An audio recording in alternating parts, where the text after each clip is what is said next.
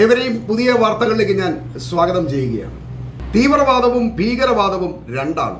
പറയുന്നതോ വിശ്വസിക്കുന്നതോ യാഥാർത്ഥ്യവും യുക്തിസഹവുമാണെന്ന് തോന്നുകയും അതിനുവേണ്ടി തീവ്രമായി വാദിക്കുകയും പറയുകയും ചെയ്യുന്നത് തീവ്രവാദമാണ്. സത്യത്തിനും വിശ്വാസത്തിനും വേണ്ടി തീവ്രമായി വാദിക്കാം, പക്ഷേ അത് അക്രമത്തിലേക്ക് മാറുമ്പോൾ ഭീകരവാദമാകുന്നു. അത്തരക്കാർ അപകടകാരിയാണെന്ന് വിലയിരുത്തപ്പെടുന്നു. ഭീകരവാദം സതുദ്ദേശപരമായ ഒരു തീരുമാനമല്ല. വിരോധം തോന്നുന്നതിനെയെല്ലാം കൊല്ലുകയും നശിപ്പിക്കുകയും ചെയ്യുക എന്ന വികലബോധത്തിൽ നിന്നാണ് ഭീകരവാദം ഉണ്ടാവുന്നത്. അവർ ക്രിമിനലുകളാണ്, കൊല്ലപ്പെടുകയോ ജയിലിൽ അടയ്ക്കപ്പെടുകയോ ചെയ്യേണ്ടവരാണ്. ഇന്ത്യൻ മണ്ണിൽ നുഴഞ്ഞുകയറി 27 ഇന്ത്യക്കാരെ ആക്രമിച്ച് കൊലപ്പെടുത്തിയതിന് പകരമായി ഇന്ത്യ പാകിസ്ഥാനിൽ കടന്നു കയറി അതേ അക്രമി സംഘത്തെ ആക്രമിച്ച് കൊലപ്പെടുത്തിയപ്പോൾ കൊടുത്ത ലോൺ പലിശ സഹിതം ഇന്ത്യ തിരിച്ചടച്ചു എന്ന് ആശ്വസിക്കാനേ പാകിസ്ഥാന് തരമുള്ളൂ. കാരണം പാകിസ്ഥാൻ ഒരു ഭീകരവാദ രാഷ്ട്രമാണ്. ഭീകരരെ സംരക്ഷിക്കുന്ന ഭരണകൂടമുള്ള ലോകത്തെ ഏക രാജ്യമാണ്. ഭീകരരുടെ പ്രതിജ്ഞ മരിക്കാൻ തയ്യാറാവുക എന്നുള്ളതാണ്. മരണം കൊണ്ട് വിജയിച്ചു എന്നത് വെറും പൊള്ളയായ വാക്കാണ്. മരണം പരാജയം തന്നെയാണ്. കാരണം ജീവിതത്തിലെ വിജയമുള്ളൂ. മരണവും നാശവുമൊക്കെ പരാജയം തന്നെയാണ്. നമ്മുടെ വീട്ടിലെ വെള്ളമടിക്കുന്ന മോട്ടോർ കത്തിപ്പോയാൽ മോട്ടോർ കത്തി വിജയിച്ചു എന്ന് പറയാൻ കഴിയില്ലല്ലോ. വാർദ്ധക്യ സഹജമായ അസുഖം മൂലം ഒരാൾ മരിച്ചു വിജയിച്ചു എന്ന് പറയാനാവില്ല. വാർദ്ധക്യത്തെ പരാജയപ്പെടുത്താൻ കഴിയാതെ ഒരാൾ മരണം കൊണ്ട് തോറ്റു, അത്ര തന്നെ. അതുകൊണ്ട് മരണം എപ്പോഴും തോൽവി തന്നെയാണ്. വേണമെങ്കിൽ ധീരമായി പോരാടി തോറ്റു മരിച്ചു എന്നൊക്കെ പറയാമെന്നേ ഉള്ളൂ. യഥാർത്ഥത്തിൽ മരണം തോൽവി തന്നെയാണ്. അതിനർത്ഥം ഭീകരവാദം തോൽവിയുടെ മരണം ഇരന്നു വാങ്ങാനുള്ള എളുപ്പ വഴിയാണ് എന്നുള്ളതാണ്. ഒരു ഭീകരവാദിയും ജീവിതത്തിൽ ഒരിക്കലും ജയിക്കുന്നില്ല എന്നുള്ളതാണ് വാസ്തവം. അവൻ പാമ്പിനെ പോലെ ജീവിതം മുഴുവൻ ഭയന്നു കഴിയുകയും പേപ്പട്ടിയെ പോലെ വെറുത്തു മരണപ്പെടുകയും ചെയ്യേണ്ടവനാണ്. പാകിസ്ഥാനെ ഒരു രാജ്യം എന്ന നിലയ്ക്ക് അന്തസ്സോടെ ഇന്ത്യക്ക് പോരാടാൻ പറ്റിയ രാജ്യമല്ല എന്നതാണ് ഒരു ഇന്ത്യക്കാരൻ എന്ന നിലയ്ക്ക് എൻ്റെ ഒരു ദുഃഖം. കാരണം കുറെ അക്രമികളെയും കൊള്ളക്കാരെയും എൻകൗണ്ടർ ചെയ്യുന്ന ഒരു സുഖമേ പാകിസ്ഥാനെ ആക്രമിക്കുന്നതിലൂടെ ഇന്ത്യക്ക് ലഭിക്കുന്നുള്ളൂ. അതല്ലാതെ ശക്തമായ രണ്ട് രാഷ്ട്രങ്ങൾ നേർക്ക് നേർ നിന്ന് യുദ്ധം നടത്തി എന്ന് ഒരിക്കലും ഇന്ത്യൻ യുദ്ധചരിത്രത്തിൽ രേഖപ്പെടുത്താൻ കഴിയില്ല. രാജ്യങ്ങൾ തമ്മിലല്ല, കുറെ ഭീകരരെ ഇന്ത്യൻ സൈന്യം വേട്ടയാടുന്നു എന്ന് മാത്രമേ വിലയിരുത്താൻ കഴിയൂ. അതുകൊണ്ട് തന്നെയാണ് പാകിസ്ഥാനുമായിട്ടുള്ള ഓരോ ഏറ്റുമുട്ടലിനും ഓപ്പറേഷൻ എന്ന് ഇന്ത്യൻ സൈന്യം പേരിടുന്നത്.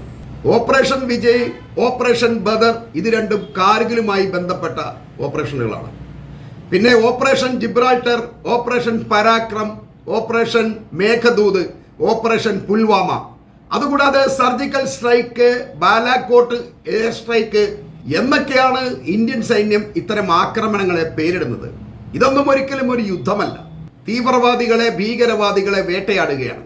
ഇപ്പോഴത്തെ പാകിസ്ഥാൻ ആക്രമണത്തിന് ഓപ്പറേഷൻ സിന്ദൂർ എന്നാണ് ഇന്ത്യ പേരിട്ടിരിക്കുന്നത്. അതിനർത്ഥം ഇതൊരു യുദ്ധമല്ല, ഇങ്ങോട്ട് ആക്രമിച്ചതിന് പകരമായി അങ്ങോട്ട് ഒരു പകരം വീട്ടൽ എന്ന് മാത്രമേ ഉള്ളൂ. ഏതാണ്ട് 32-ലധികം പേരെ കൊലപ്പെടുത്തിയും 100-ലധികം ആളുകളെ പരിക്കേൽപ്പിച്ചുകൊണ്ടുമാണ് ഇന്ത്യയുടെ പ്രതികാരം നീണ്ടത്. ഇതൊരു പാകിസ്ഥാൻ സർക്കാർ കണക്കാണ്. ഇതിലും എത്രയോ അധികം ആളുകൾ കൊല്ലപ്പെടുകയും പരിക്കേൽക്കുകയും ചെയ്തിട്ടുണ്ടാവാം. അതിൽ തന്നെ ഐക്യരാഷ്ട്രസഭ തന്നെ ഭീകരനായി പ്രഖ്യാപിച്ച ജയ്ഷെ മുഹമ്മദിന്റെ തലവനും പാകിസ്ഥാൻ സർക്കാർ പാലൂട്ടി വളർത്തുന്ന ഔദ്യോഗിക ഭീകരൻ മസൂദ് അസറിന്റെ സഹോദരിയും അയാളുടെ കുടുംബത്തിലുള്ള 10 അംഗങ്ങളുമാണ് കൊല്ലപ്പെട്ടത്. മസൂദ് അസർ തൽക്കാലം രക്ഷപ്പെട്ടെങ്കിലും ഇന്ത്യൻ സൈന്യം അയാളെ സ്കെച്ച് ചെയ്ത സ്ഥിതിക്ക് വരും നാളുകളിൽ അയാൾ ചിലപ്പോൾ കൊല്ലപ്പെട്ടേക്കാം. പാകിസ്ഥാന്റെ സൈനിക താവളങ്ങളെയോ സാധാരണ ജനങ്ങളെയോ ആക്രമിക്കുകയല്ല, പകരം ഭീകരരുടെ കേന്ദ്രങ്ങളെ മാത്രം ലക്ഷ്യമിട്ടുകൊണ്ടാണ് ഇപ്പോഴത്തെ ആക്രമണം എന്നാണ് ഇന്ത്യ ഗവൺമെന്റും ഇതിനെ വിശേഷിപ്പിക്കുന്നത്. ഇനി അഥവാ സാധാരണക്കാർ ആരെങ്കിലും കൊല്ലപ്പെട്ടിട്ടുണ്ടെങ്കിൽ അത് ഒരു ഭീകരന്റെ സമീപം ഉണ്ടാകുന്ന എല്ലാവർക്കും സംഭവിക്കുന്ന ഒരു ദുരന്തമാണ്. ഇന്ത്യയോടോ ഇന്ത്യൻ സൈന്യത്തോടോ കളിക്കുകയോ വെല്ലുവിളിക്കുകയോ ചെയ്തപ്പോഴൊക്കെ പാകിസ്ഥാൻ നഷ്ടത്തിലാവുകയാണ് ഉണ്ടായിട്ടുള്ളത്. യഥാർത്ഥത്തിൽ ഇന്ത്യൻ സൈനിക ശക്തിക്ക് മുന്നിൽ പാകിസ്ഥാൻ ഒന്നുമല്ല എന്നുള്ളതാണ് വാസ്തവം. പാകിസ്ഥാനെ സംബന്ധിച്ച് നേർക്ക് നേർ നിന്ന് ഇന്ത്യയെ പ്രതിരോധിക്കാനോ ആക്രമിക്കാനോ കഴിയില്ല. അതുകൊണ്ട് തന്നെ ഇന്ത്യയെ ഞങ്ങൾ ആക്രമിക്കുകയല്ല, പ്രതിരോധിക്കുക മാത്രമാണ് ചെയ്യുന്നത് എന്നാണ് അവർ പറയുന്നത്. എന്നാൽ ഇന്ത്യയുടെ ആക്രമണത്തെ എത്രത്തോളം അവർക്ക് പ്രതിരോധിക്കാൻ കഴിയും എന്നുള്ളത് ചിന്തനീയമാണ്. പാകിസ്ഥാൻ മൂലം ഇന്ത്യൻ മുസ്ലിങ്ങൾ കാലങ്ങളായി അധിക്ഷേപിക്കപ്പെടുകയാണ്. ഇന്ത്യൻ മുസ്ലിങ്ങൾ രാജ്യത്തിന് വേണ്ടി പോരാടുകയും ജീവത്യാഗം ചെയ്തവരുമാണ്.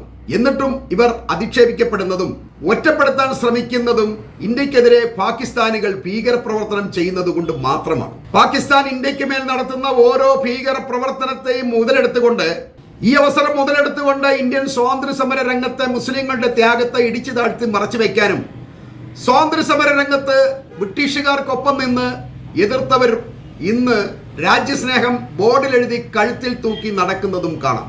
പാകിസ്ഥാനും ഇന്ത്യയും തമ്മിലുള്ള പ്രശ്നം തികച്ചും രാഷ്ട്രീയമാണ്. അത് ചരിത്രവുമായി കൂട്ടിയിണക്കപ്പെട്ടതാണ്. എന്നാൽ ഇതൊന്നും അറിയാതെ ഇന്ത്യയും പാകിസ്ഥാനും മതരാഷ്ട്രങ്ങൾ തമ്മിലുള്ള പോരാട്ടമായി ചിത്രീകരിക്കാനും ശ്രമങ്ങൾ നടക്കുമ്പോൾ സൈന്യം അങ്ങനെ ചിന്തിക്കുന്നില്ല എന്നതിന്റെ ഉദാഹരണമാണ് ഓപ്പറേഷൻ സിന്ദൂറിന് നേതൃത്വം നൽകാൻ കേണൽ സോഫിയ ഖുറൈഷിയെയും വിംഗ് കമാൻഡർ വ്യോമിക സിംഗിനെയും ഒരേപോലെ ചുമതലപ്പെടുത്തിയിലൂടെ നമുക്ക് മനസ്സിലാക്കാൻ കഴിയുന്നത്. ഈ സ്ത്രീകളുടെ നേതൃത്വത്തിൽ പാകിസ്ഥാനിലെ 9 കേന്ദ്രങ്ങളാണ് ആക്രമിച്ച് തകർത്തത്. പെട്ടിക്കടകൾ പോലെ ഭീകര കേന്ദ്രങ്ങൾ പാകിസ്ഥാനിൽ ഏറെയുണ്ട്. കോഴിക്കുഞ്ഞുങ്ങളെ പോലെ യുവാക്കളെ വളർത്തി കൊല്ലാൻ കൊടുക്കുന്ന കോഴിക്കടകൾ എന്ന് പറഞ്ഞാലും അതിൽ തെറ്റൊന്നുമില്ല. ഇതിൽ ഇന്ത്യൻ അതിർത്തിയിൽ നിന്ന് 25 കിലോമീറ്റർ അകലെയുള്ള ലഷ്കർ എ തോയ്ബയുടെ ആസ്ഥാനമായ മർക്കസ് തോയ്ബ ക്യാമ്പാണ് പ്രധാനം. 2008 മുംബൈ ബോംബാക്രമണ കേസിലെ കുറ്റവാളിയായ അജ്മൽ കസബിനെ ജീവനോടെ ഇന്ത്യൻ സൈന്യം പിടികൂടിയതും ഈ ക്യാമ്പിൽ നിന്നാണെന്ന് പ്രത്യേകം നമ്മൾ മനസ്സിലാക്കേണ്ടതുണ്ട്. മറ്റൊന്ന് ജെയ്ഷെ മുഹമ്മദിന്റെ ആസ്ഥാനവും അതിർത്തിയിൽ നിന്നും 100 കിലോമീറ്റർ അകലെയുള്ളതുമായ മർക്കസ് സുബാൻ ക്യാമ്പാണ്. ഇവിടെയാണ് ഭീകരന്മാരെ റിക്രൂട്ട് ചെയ്യുന്നതും പരിശീലിപ്പിക്കുന്നതും പ്രബോധനം നടത്തി ബ്രെയിൻ വാഷ് ചെയ്തിരുന്നതും.